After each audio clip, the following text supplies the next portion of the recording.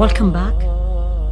Today, inshallah, we'll continue with the life story of the legendary Sayyidah Aisha, and we are still in Medina. And Sayyidina Amr ibn al-As asked the Rasul alayhi salatu wasalam this question: who is the most beloved person to you, Ya Rasulullah? And he said, Aisha. Imagine. And then he said, what about from the men? And here scholar says he was hoping his name will be called. And he said, Abiha, her father. What a woman she was, that the Rasul alayhi salatu wasalam, even when he wanted to mention a man, he didn't mention the name of Sayyidina Abu Bakar. Rather, he said, her father. What a love he had for her.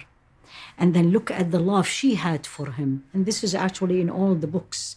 This is the beauty of Islam that teaches us even the daily life issues or the daily life incidents.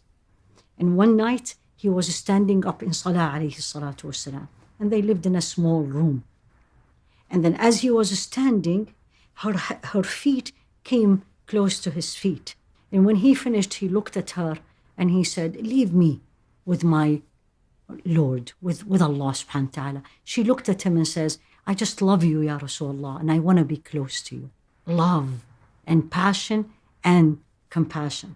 One day he looked at her and says, I know when you are happy with me, and I know when you are upset with me. And she said, how is that? He said, when you're happy with me, you're going to say, by the Lord of Muhammad. And if you are not happy with me, you will say, by the Lord of Ibrahim. And she said, by Allah, it's only my tongue which doesn't say your name, but your name is in my heart. And my heart will never let you go. Alayhi salatu wassalam, and may Allah be pleased with her. Her knowledge was unique, impeccable, and many of the rulings that we know these days came because of Sayyidah Aisha. One of them is a tayammum, using, or the permissibility of using dust instead of water in certain circumstances. That was actually the verse in the Quran was revealed because of an incident happened with the Sayyidah Aisha. Another thing, she narrated that this deen, you don't have to do a lot of things. Rather, do one or two things, but be persistent. She narrated this hadith. أحب الأعمال إلى الله, the most beloved deeds to Allah subhanahu wa ta'ala is the one أدومها وإن قل, the one that is done persistently, constantly, even if they were little. One of the questions she asked Rasul alayhi salatu wasalam, she wanted to learn and she wanted to do things with perfection. She had a gift and she had two neighbors and said, Ya Rasulullah alayhi salatu wasalam, who do I send the gift? She had one gift. To whom I send the gift? To the one on the right or the one to the left? And he said, and this is something we all now learned, the one that their door is closest to your door. Another ruling we learned through her questions and through her eagerness to learn. She is actually the number one in the list of the women who narrated hadith from Rasul alayhi salatu wasalam. It's recorded that she narrated 2,210 hadiths. And she is number 5 in the whole sequence of those who narrated hadith, which is number 1, Sayyidina Abu Huraira, Abdullah ibn Umar, and then she comes in and then she is number 5. One of the questions she asked Rasul alayhi salatu wasalam, and we women these days want that. And she said, Ya Rasulullah, the men took the best reward. They go for fighting and we don't. And we want that reward. Competition in akhirah. And he responded alayhi salatu wasalam and he said, لَكُنَّ أَفْضَلُ الْجِهَادِ حَجٌّ مَبْرُورٌ. You have the best act of jihad without going out for fighting. And that is حَجٌّ مَبْرُورٌ.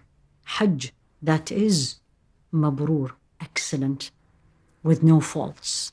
Everyone who's blessed with a blessing or a two or three will be tested. And that's the rulings, and that's the sunnah of this life. And of course, being the most beloved to Rasul alayhi salatu wasalam, and the daughter of Sayyidina Abu Bakar, and the most knowledgeable woman, beautiful, smart, the test will be as hard as it can be to any woman in this day and age. The story actually is narrated by her. She narrated her story, how she went through this test.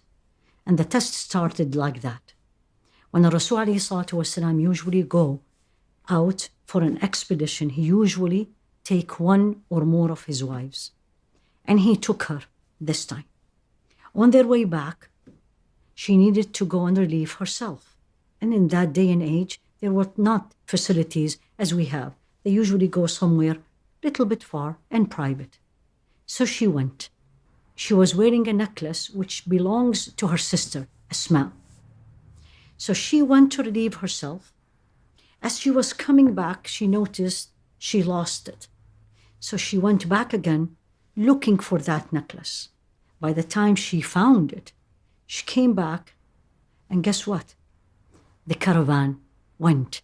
And when you read the story, they say she was so thin and petite, and they were on top of the camel inside a covered room in the camel. They didn't feel the difference in weight, and they moved. And she was alone in the desert.